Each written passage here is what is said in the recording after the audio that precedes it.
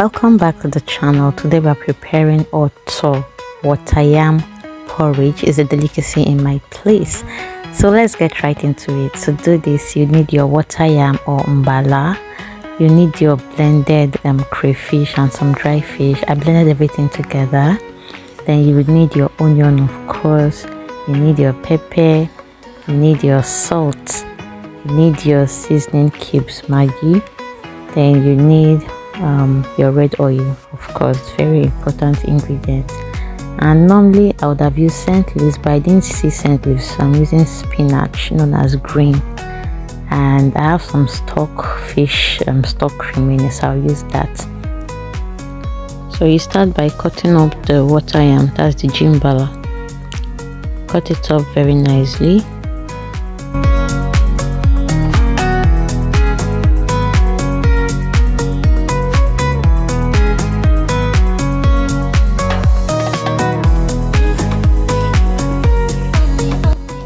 And then you peel off the back and put it into a bowl of water to wash it. You have to be careful because this yam can be really slimy, kind of slippery, so if you're not careful you're gonna hurt yourself. And then also this yam has a tendency to be, what they call it, can irritate your skin, like it can scratch you, so you want to be careful not to let it touch, like to touch your skin. Just let it be your palms that are touching it as much as you can. Avoid it coming in contact with your skin.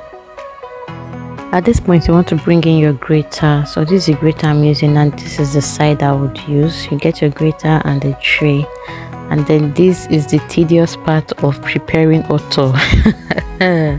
But this is the part that I don't like. The grating part is the only stressful thing in making this food.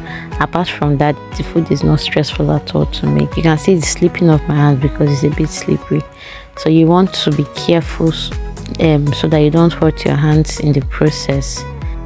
So whatever grater you're using, make sure you're using the one that would make it come out smooth, that would make the yam come out very smooth.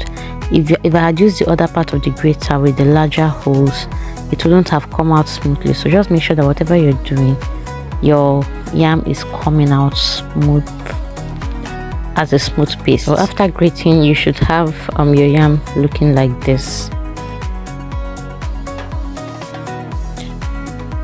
You would want to clear out the grater, remove the excess yams from the grater. It might be a bit difficult, but it's better to do it as soon as possible, and then soak the grater in water for easy washing. If you let it dry on the grater, it can be difficult to wash off. I do this to remove the excesses, and it works a bit, as you can see. So I've sliced my onion, and now I am slicing the spinach just to get everything ready before I start mixing everything up. So I used charcoal stove to cook this very food, and here I was getting it ready. Let me know in the comment section if you use charcoal stove, and what are your thoughts on using charcoal stove to cook. Is it cheaper than gas, or is gas cheaper? Alright, so I've set my pot on fire, and first thing is to add the oil to the heated pot. So there was a break in transmission in my video recording. So at this point I didn't know that my camera was no longer recording. Very heartbreaking on my part. So I'm just going to talk through the process that you missed. So what's boiling here now is basically the sauce. So what I did to that oil, I added onion, pepper, salt, Maggi, and then that stockfish stock that I showed you earlier in the beginning. Then I added a little water to it. So that's what is boiling inside here right now. That's what gave me this base, this sauce for the Otto. Now this is where the serious business has started. So when the water is boiling well, you start adding your Otto, that's the mbala, the yam that you've grated. Start adding it bit by bit. You can see how I'm picking it little by little and adding. You can't put it in large chunks because you want it to get done properly, so you have to be patient in this part of the cooking. You have to be patient with it, and just bit by bit, and make sure you you are not slow in doing it, so that everything will get cooked at the same time. So you just hurry, pick a little, put it in, pick a little, put it in, and make sure that the quantity of water is not too small and is not too much. By the time you are done putting everything inside, the water should just be at the same level with the yam.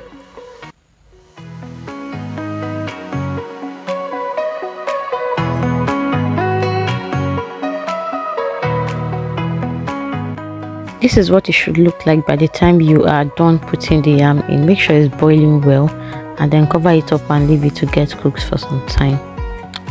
After it has cooked for some time, you're going to open it up, and then it will be time to stir. That's to turn it so that the ones up will go down and everything will cook properly.